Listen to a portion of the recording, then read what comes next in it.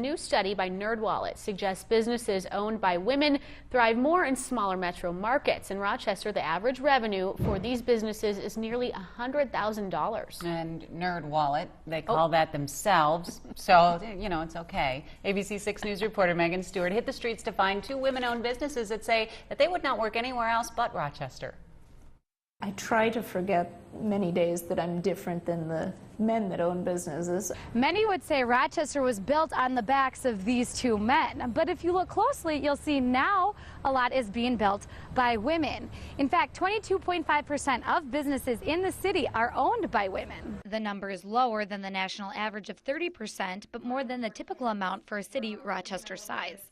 And the reason why the businesses thrive? Because most are small-sized that fit well with the local community. As a woman trying to form a business as in many ways an advantage. Jocelyn Raimundo owns Rochester Home Infusion. It helps extend patient services from the hospital to the home. She moved her family to Rochester because of initiatives like Destination Medical Center and Mayo Clinic. I think with the Destination Medical Center, what we need is for people to come to Rochester and contribute to the growth of the business ecosystem. And the business ecosystem isn't just for medical companies. Teresa McCormick has owned her architecture firm, The Urban Studio, for years. My mother owned a business in the 1940s, and my father was very supportive of us growing up and having our own careers as young women. McCormick says she started out on her own and has since grown to 4 employees. However, there are still some stigmas that exist for women today.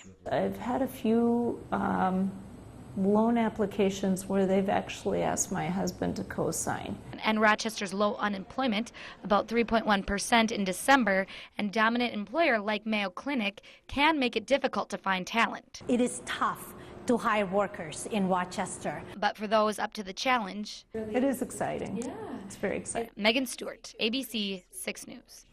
And the Rochester Chamber of Commerce is rolling out a new initiative to help women-owned businesses thrive within the city. You can learn more about it at the Rochester Public Library on April 1st.